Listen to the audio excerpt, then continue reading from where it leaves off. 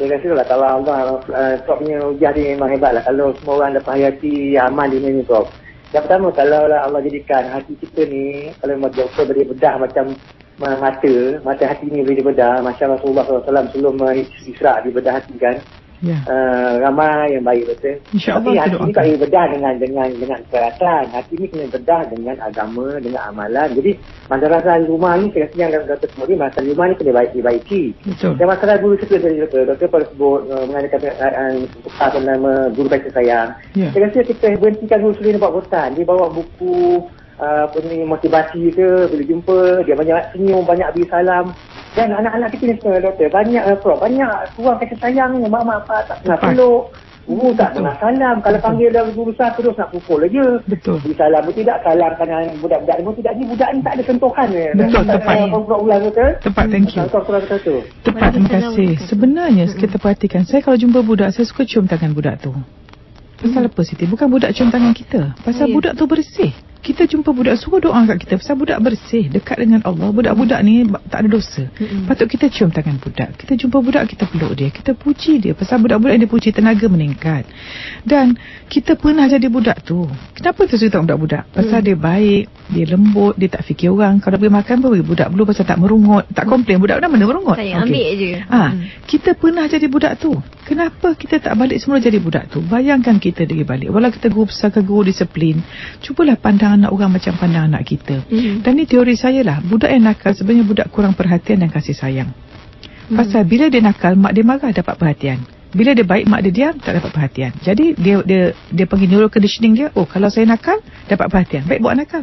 So dia belajar habit nakal untuk mendapat perhatian. Saya nampak dah memang kau datang ke klinik saya tu, kadang saya tengok macam mana lah keluarga ni kan, dengan cakap kasarnya, kesian tengok budak tu. Dan saya perhati budak tu, Allah, umur 7 tahun, gaya cakapnya, maknanya kita tahu dah apa bahasa dia cakap di rumah mak dia tu. Tapi apa kita nak cakap, sebab tu harap dengan melalui IKIM dan sebagainya, insyaAllah kita akan mengubah. Jadi guru-guru juga, rotan-rotan tu, itu banyak orang pendapat. Tapi saya rasa macam Cik Yaakob kata tepat sekali, kita tak payah bawa urutan, bawa buku, ambil buku motivasi yang kecil-kecil. Macam saya dengar Khalifah Institute, dia banyak ada buku-buku tentang kanak-kanak, menjadikan kanak-kanak yang hebat. Apa kata kalau sekolah-sekolah mengambil buku daripada Khalifah Institute dan jadikan bahan bacaan masa rehat dan sebagainya. Kalau guru disiplin dia panggil, beri buku Khalifah, bukan buku rotan. Cuba, insyaAllah. Mudah-mudahan kita buat satu ancakan Okey, lagi di talian ketika ni kita bercakap tentang refleksi kehidupan bersama dengan Prof Muhaya ketika ni. Assalamualaikum. Tak berjaya temu dengan baik, cuba lagi. Assalamualaikum. Waalaikumsalam warahmatullahi. Ya, bersama siapa ni? Saya Haji Muhammad daripada Ampang. Ya, silakan Tuan Haji. Pagi ni bertuah betul pasal apa. Saya ada 2 ekor Prof. Dah bertahun dah. Bertahun. Apa yang tapi Allah melarangkan saya memuji terlebih-lebih. Tak usah, tak payah. Jadi itulah saya ingin memberi hasrat hati macam pemanggil pertama tadilah. Berkata kalaulah orang yang macam Prof ni betul-betul dilahirkan di Malaysia ni, saya ingat Malaysia kita ni lebih bertuah lagi daripada itu.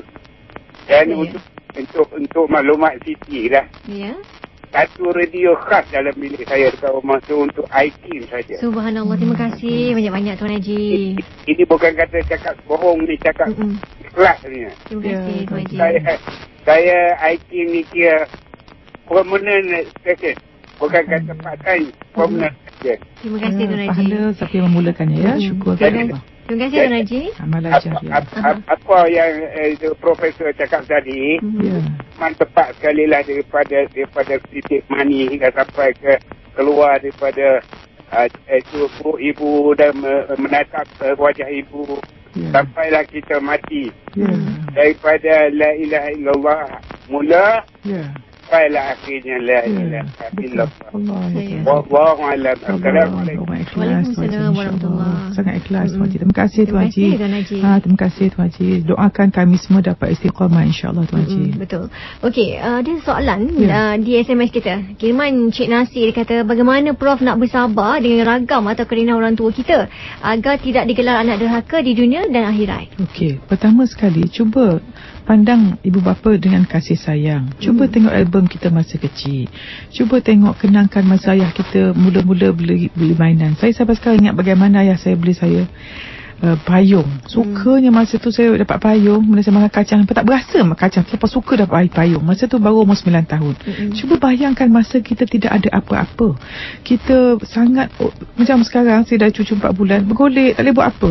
Kalau tak salin pampers tak boleh. Betapa lemahnya kita. Cuba kita pandang anak ibu bapa dengan kasih sayang dan rasa simpati.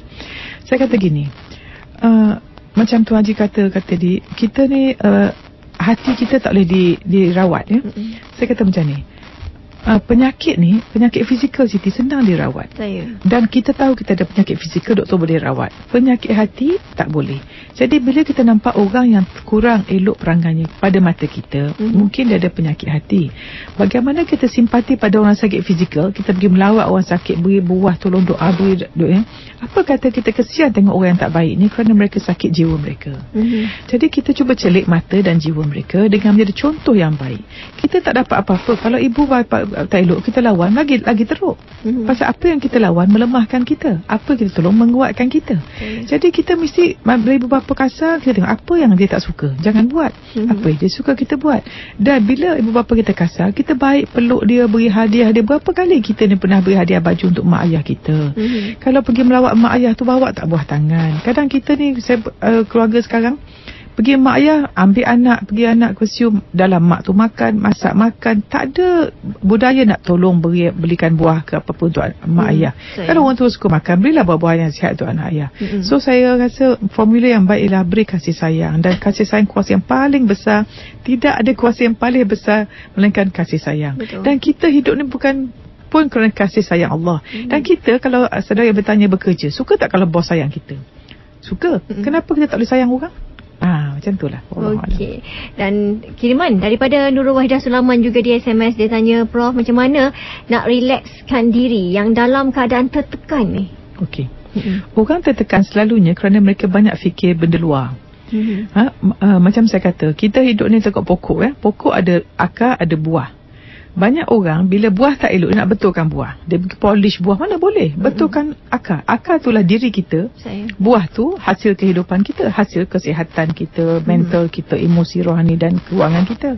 So kalau kita punya luaran tak betul, cara bekerja tak betul, kita tak cekap dalam bekerja, kita tak pandai dan sebagainya, tentu kita kena marah dengan bos pasal kita tidak deliver apa yang sepatutnya. Masa kita nak bekerja, pandai kita pergi interview, buatkan resume. Sampai ada kursus buat resume. Kadang saya kurang setuju tau kadang buat resume.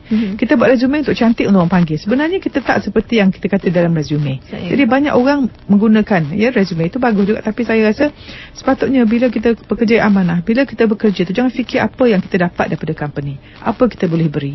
So mungkin stres macam tu. So cara nak relax ialah cuba refleksi diri. Perhatikan apa saya nak. Apakah kepercayaan yang menyebabkan saya jadi stres?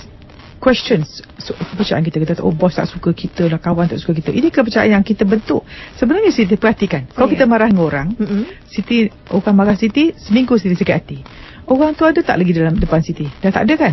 Tetapi perbuatan dia dalam fikiran Siti. Betul?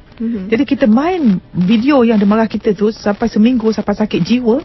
Sedangkan orang tu dah tak ada. Orang tu dah enjoy pergi holiday. Kerana dia punya perbuatan 20 minit sekejap tu, dia dah habis, dia dah happy dah. Kita ni yang 1 minggu sakit jiwa, jantung semua rosak kerana perangai yang 20 minit. Kenapa? Jadi sebenarnya stres tak stres, bahagia tak bahagia dalam minda dan jiwa kita. Jadi nak relax, cuba balik kepada yang asal. Betulkan hubungan dengan Allah. Orang yang stres, saya rasa lah, kalau kita menjaga hak Allah, insya-Allah hak dunia Allah settle. Kita menjaga Allah, Allah jaga kita. So itu saja. Tak tahu nak cakap macam mana. Kalaulah manusia cuba kunci senang sangat. Jagalah Allah dan buat apa Allah suruh, tinggal dilarang dan bersihkan jiwa. InsyaAllah hidup bahagia. InsyaAllah. Okey, dan kita ambil lagi pemanggil waktu ni bersama siapa di talian. Assalamualaikum. Tak dapat tembusi dengan baik. Cuba lagi. Assalamualaikum. Assalamualaikum. Assalamualaikum. Waalaikumsalam warahmatullahi. Ya, bersama siapa ni? Alhamdulillah. Doktor, apa khabar? Baik, Alhamdulillah. Saya Jamna berjawab dulu. Ya, Haja. Silakan Haja. Saya ingin tentang masalah kehidupan ni, Doktor. Ya. Saya pernah dengar Ustaz berceramah lah. Ya. Kita ni ada 5 jari. 5 jari, ya. Satu jari kalau kita nudingkan 4 jari tu nuding pada kita. Tepat. Jadi maknanya kita tak boleh nak sibuk-sibuk lah hal-hal orang yang tak Betul. baik. Betul. Kita kena fikirkan diri kita macam mana masalah yang kita dah buat, apa yang kita dah buat, yang keburukan kita lakukan. Ya. Kalau kita mungkin kita ni sentiasa baik, tunjukkan kita tak tahu kesilapan kita. Tepat. Satu lagi doktor, saya ni nak cari pandangan doktor Ya. tentang masalah seorang nenek lah. Saya pun sedih sangat. Seorang nenek patutnya bertanggungjawab pada cucu kan. Ya. Pada pandangan saya, benda ni berlaku, seorang kat nenek tu, Ya. berlaku dia kita tak kenal dia. Tapi bila depan kanak-kanak tu bertabat ke saya benda berlaku di kedai gunting tau. Ya. Dia boleh tiap cucu mahal doktor dia tiap cucu tu bukan tiap nama doktor, dia tiap sial. Ya Allah. Sial sentiasa doktor. Saya pun macam nak menangis dengar tu. Budak tu umur dah saya ingat dalam 12 tahun lah. Allah. Sial kata dia cakap dengan saya, budak ni bapak dia pernah pergi dadah kata dia. Saya keluar, ya Allah, macam sedih sangat saya dengar seorang nenek bercakap macam kita kata. Kita pandang doktor kata. InsyaAllah, terima kasih. Assalamualaikum. Salam. Bagus sekali ya, Siti yang 5 jari tu. Okey, memang saya pernah dengar, saya ingat perkataan ni Luqman Al-Hakim berkata, ingat 2 perkara, lupa 2 perkara. Ingat semua kebaikan orang pada kita, ingat semua kejahatan kita pada orang. Lupa kebaikan kita pada orang, lupa kejahatan orang pada kita. Betul. Hidup settle. Okey. Yang kedua tentang nenek tadi.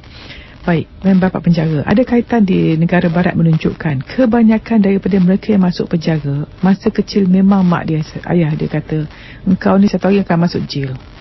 Jadi manusia ni, budak kecil ni, dia akan hidup ke arah image diri yang dia ada. Sebab itu saya tekankan, di sekolah ni jangan sekali-kali kita kata budak bodoh, budak tak pandai. Jangan keluar negatif langsung daripada guru atau siapa.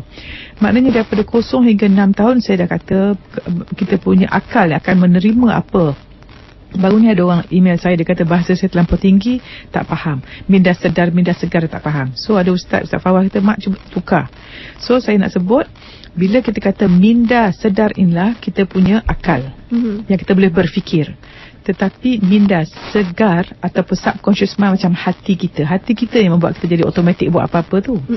Jadi bila daripada kecil budak-budak ni kata yang negatif, maka masuk dalam jiwa dan hati dia yang dia tak elok, maka image dia jadi macam tu. So macam budak tadi, ayah dia duduk di penjara, penagih dadah. So kita tak tahu mak dia nenek kan. So macam mana ibu tadi didik anak dia sampai masuk penjara. Sekarang bila cucu dia pula, dia guna perkataan yang sama. Maknanya blueprint atau peta minda ibu ni memang ke arah tidak elok, maka sebab tu cucu tak elok. Sebab tu saya kata kita ni sebenarnya perubahan di luar ialah dalaman kita. So kita bersimpati kepada nenek ni mungkin yang sakit jiwanya. Jadi kita berdoa pada Allah satu hari beliau menerima kesedaran dan jadilah kita ni orang yang belajar daripada kesilapan manusia lain. Mudah-mudahan. Okey, Prof, kita rehat seketika, Prof. Ya. Kembali selepas ini dengan pelbagai lagi pandangan soalan daripada sahabat pendengar. Terus setia bersama dengan kami dan kita akan terus sambung-sambung tentang tajuk kita hari ini, refleksi kehidupan, bersama dengan kami di pilihan utama anda.